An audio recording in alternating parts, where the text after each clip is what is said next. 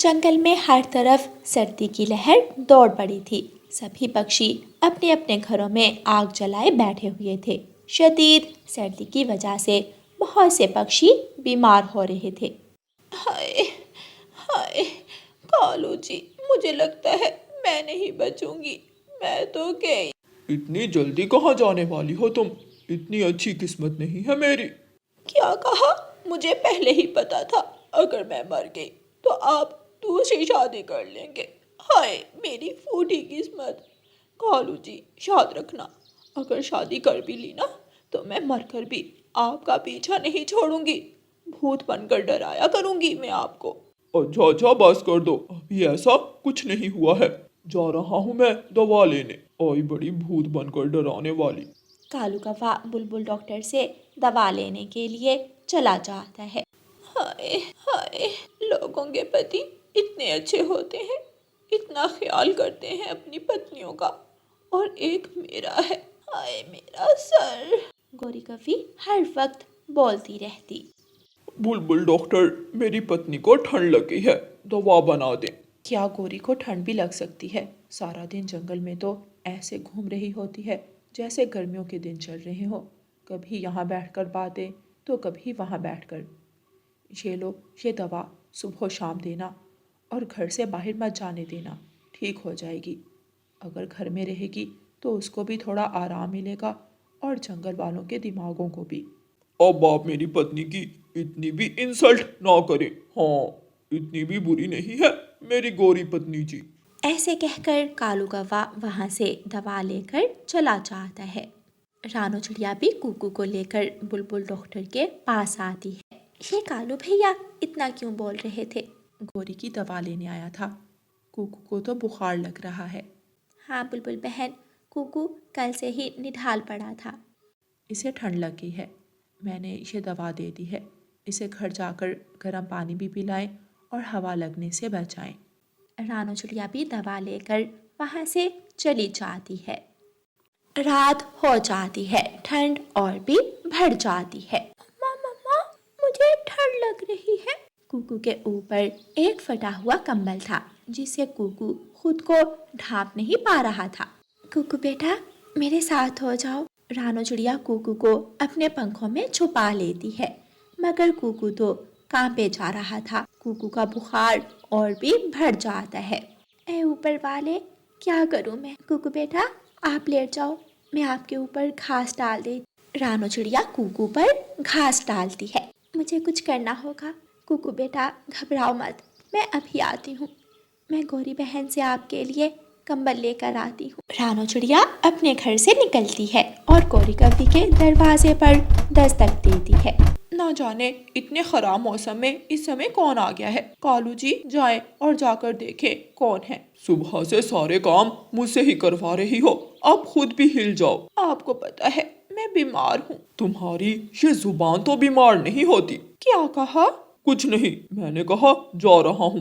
रानो चिड़िया फिर से दरवाजे पर दस्तक देती है। आ रहा हूँ, आ रहा हूँ। कालू कौवा दरवाजा खोलता है। रानो बहन, आप? कालू भैया, क्या आपके घर में कंबल है? मेरा बेटा बहुत बीमार है, प्लीज मुझे एक रात के लिए कंबल उधार दे दे। मैं गौरी से पूछ कर आता हूँ। गौरी, एक कंबल रानो चिड़िया को दे दो, उसका बेटा कुकू बीमार है, कल वापस कर जाएगी। वो कंबल जो मेरी माँ मेरे लिए लाई थी, वो नया कंबल मैं इस रानो चिड़िया को दे दूं? दिमाग तो ठीक है तुम्हारा? मेरे सर में पहले ही बहुत दर्द है, मेरा सर फट रहा है, तुम मेरा दिमाग मत खराब करो। कालू कौवा बाहर जाता है। रानो बहन, वो गौरी की तबीयत ठीक नहीं है, वो कंबल तो गौरी ने ही रखा है, मुझे माफ करना। इतना कहकर कालू कौवा दरवाजा बंद कर लेता है। ये गौरी भी किसी के काम नहीं आती। रानो चिड़िया मायूस होकर वहाँ से चली जाती है। रानो चिड़िया अपने बेटे को अपने पंखों में छुपा लेती है। वो रात यूं ही गुजर जाती है। सुबह हो जाती है। सुबह थोड़ा सूरज निकलता है, मगर कुकू अभी भी ठीक नहीं था। कुकू बेटा, आज मैं तुम्हारे लिए एक मोटा कंबल तैयार करूंगी, तुम ये दाना खाओ, फिर दवा भी खानी है। मम्मा, मैं अब ठीक हूँ, आप फिक्र मत करें। रानो चिड़िया घर में पड़े पुराने कपड़ों को सिलाई करने लगी है। तोता वहाँ आता है।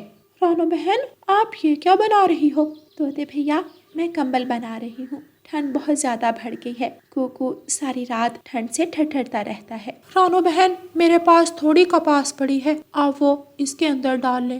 तोता जाता है और कपास लेकर आ जाता है। रास्ते में उसे कबूतर मिलता है। तोते, ये कपास कहाँ लेकर जा रहे हो? तोता सारी बात कबूतर को बताता है। मेरे पास बहुत सारी लकड़ियाँ हैं, मैं भी लकड़ियाँ लेकर आता हूँ। कबूतर अपने घर चला जाता है और तोता कपास लेकर रानो चिड़िया के पास जाता है। कुछ देर बाद कबूतर भी लकड़ियाँ लेकर चिड़िया के घर आ जाता है। रानो बहन, ये लकड़ियाँ रख लो, और अगर किसी और चीज़ की ज़रूरत हुई तो ज़रूर बता। कबूतर भैया, जब आप जैसे अच्छे दोस्त हों तो कोई भी मुश्किल नहीं रहती। अगर आपका घर हमारे घर के पास होता तो आपको रात इतनी मुश्किल भरी ना गुजारनी पड़ती। आप दोनों का बहुत बहुत शुक्रिया। अब तो कुकू भी ठीक है। आप बैठें, मैं आपके लिए मज़ेदार पकोड़े बनाती हूँ। और साथ में गर्मा गर्म चाय। हाँ हाँ ज़रूर। रानो चिड़िया चाय और पकोड़े बनाती है और वो सब मिलकर चाय पीते हैं और मज़ेदार पकोड़े खाते हैं और मीठी मीठी गपशप लगाते हैं। प्यारे दोस्तों, इस सर्दी के मौसम में अपने इर्द गिर्द मौजूद लोगों की मदद करें, उनका ख्याल रखें। हो सकता है आपकी छोटी सी मदद किसी की ज़िंदगी संवार दे। और जाते जाते हमारे चैनल को लाइक, शेयर और सब्सक्राइब करना बिल्कुल मत भूलना। आपका धन्यवाद। रानो चिड़िया की ऐसी कहानियाँ सुनने के लिए YouTube सर्च बार में रानो चिड़िया की कहानी लिखें या फिर ये बटन दबाकर बोलकर कहें रानो चिड़िया की कहानी। सर्दियों का मौसम शुरू हो गया था। कालू कौवा और गोरी कौवी अपने घर में बैठे बातें कर रहे थे। गौरी, मैं सोच रहा हूँ क्यों ना हम इन सर्दियों में हीटर लगा ले।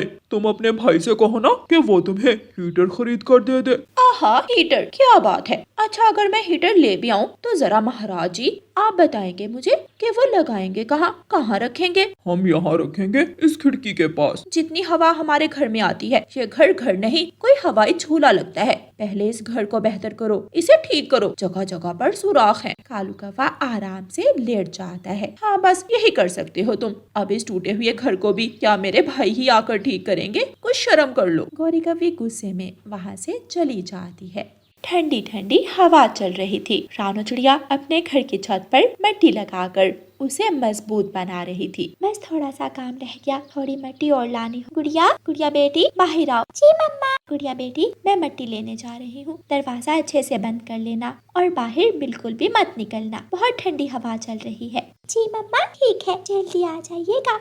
रानो चिड़िया मिट्टी लेने के लिए चली जाती है। रानो चिड़िया जब नदी के पास जाती है तो वहाँ से मिट्टी खत्म हो चुकी थी। यहाँ तो मिट्टी नहीं है, अब मुझे मिट्टी कहाँ से मिलेगी? फाख्ता बी से पूछ कर आती हूँ। रानो चिड़िया वहाँ से उड़ती है और फाख्ता बी के घर जाती है। माँ जी, हमारी नदी के पास मिट्टी खत्म हो गई है, मुझे घर की छत पर लगाने के लिए मिट्टी की जरूरत थी। क्या आप मुझे बता सकती हैं कि मिट्टी कहाँ से मिलेगी? रानो बेटी, तुम्हें मिट्टी किसान के खेत से मिल जाएगी। जब किसान हल चलाते हैं तो मिट्टी आसानी से उठाई जा सकती है। जब किसान हल चलाएगा तो तुम मिट्टी ले आना। शुक्रिया माँ जी। जब मैं जवान थी तो मैं भी तुम्हारी तरह अपने घर का बहुत ख्याल रखा करती थी, मगर अब देखो कैसे मेरे घर की छत खराब हो रही है और अब मुझ में हिम्मत ही नहीं रही काम करने की। फाख्ता भी, आप परेशान ना हो, मैं आपके घर की छत पर भी मिट्टी लगा दूंगी। जीती रहो रानो बेटी। रानो चिड़िया किसान के खेत की तरफ जाती है। किसान अपने खेत में हल चला रहा था। किसान, क्या मैं आपके खेत से थोड़ी मिट्टी ले लूं? हाँ, छोटी चिड़िया, ले लो। रानो चिड़िया अपने पंखों से टोकरी में मिट्टी डालती है और अपने घर लौट आती है। रानो चिड़िया वो मिट्टी अपने घर की छत पर लगा लेती है। मिट्टी तो लग गई, लेकिन मुझे लगता है मेरे घर की दीवारें भी है और मिट्टी मैंने ज्यादा लगा दी है।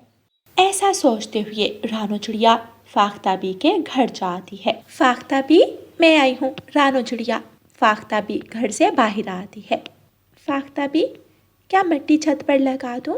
हाँ हाँ बेटी, लगा दो। रानू चिड़िया बूढ़ी फाख्ता की छत पर मिट्टी लगाने लगी है। फाख्ता भी रानू चिड़िया को मिट्टी लगाते हुए देख रही थी।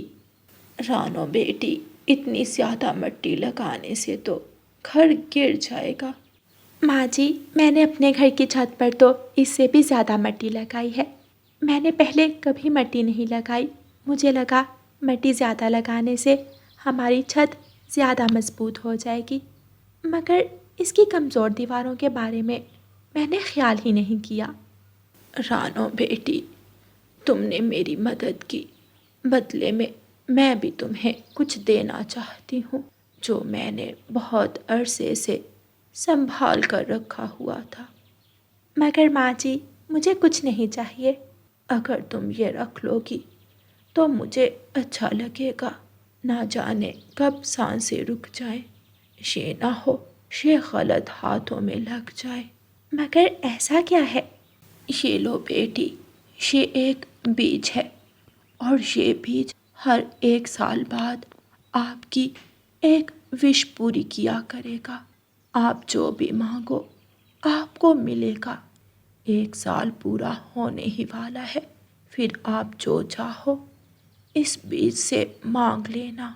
रानू चिड़िया खुश हो जाती है और वो बीज लेकर अपने घर चली जाती है। रानू चिड़िया उस बीज को संदूक में रख देती है। कालू जी, कोई काम तो तुम कर नहीं सकते, एक प्लान है मेरे पास। वो कैसा प्लान? क्यों ना हम रानू चिड़िया का घर ले लें। क्या वो पागल है जो हमें घर देगी? देगी नहीं, हम छीन लेंगे। जब वो दाना लेने जाएगी तो हम उसके घर पर कब्जा कर लेंगे। अगले दिन जब रानू चिड़िया दाना लेने जाती है तो गोरी और कालू उसके घर आ जाते हैं। अब ये घर हमारा है, सिर्फ हमारा। गौरी आंटी, आप ये क्या कह रही हैं? ये घर हमारा है, ये मेरी मम्मा ने बहुत मेहनत से बनाया है। अरे अरे, ये मिर्ची यहाँ है, चल निकल यहाँ से बाहर। गुड़िया को घर से बाहर निकाल देती है। गुड़िया रोने लगे। गौरी आंटी, हमारा संदूक हमें दे दे, उसमें मेरी नानों की चीजें हैं। गौरी कव्वी संदूक खोलकर देखती है। हाँ हाँ, बहुत बड़े बड़े खजाने हैं इस संदूक में। गौरी कव्वी संदूक उठाकर बाहर फेंक देती है। शाम हो जाती है। तेज हवा के साथ ही बारिश शुरू हो जाती है। मम्मा, आप कहाँ हैं? मुझे बहुत सर्दी लग रही है। रानू चिड़िया भी दाना लेकर आ जाती है। वो गुड़िया को घर से बाहर देखकर परेशान हो जाती है। गुड़िया बेटी, आप यहाँ क्यों खड़ी हैं? मम्मा, उन कौवों ने हमारे घर पर कब्जा कर लिया है। गुड़िया बेटी, आप परेशान मत हो। वैसे भी हम ये घर छोड़कर जाने ही वाले थे। मगर मम्मा, हम जाएंगे कहाँ? कहीं ना कहीं कुछ मिल ही जाएगा, मगर ये घर सुरक्षित नहीं है। रानू चिड़िया देखती है तो उस संदूक से रोशनी निकल रही थी। मुझे लगता है विश मांगने का समय हो गया है। ऐ हमारे प्यारे बीज, हमें एक सुंदर घर दे दे ताकि हम इस बारिश से बच सकें। रानू चिड़िया ने ऐसा कहा ही था कि वहाँ एक खूबसूरत घर बन जाता है। रानू चिड़िया और गुड़िया उस घर के अंदर चली जाती हैं। कालू जी, मुझे लग रहा है इस घर की दीवारें हिल रही हैं। तुम्हारा वहम है, सो जाओ आराम से। कुछ ही देर बाद वो घर गिर जाता है और टूट जाता है और दुष्ट कौवे उस घर के नीचे दब जाते हैं। ऐसे कौवों को उनके किए की सजा मिल जाती है। प्यारे दोस्तों, इस कहानी को लाइक, अपने दोस्तों के साथ शेयर और चैनल को सब्सक्राइब करना बिल्कुल मत भूलना। आपका धन्यवाद।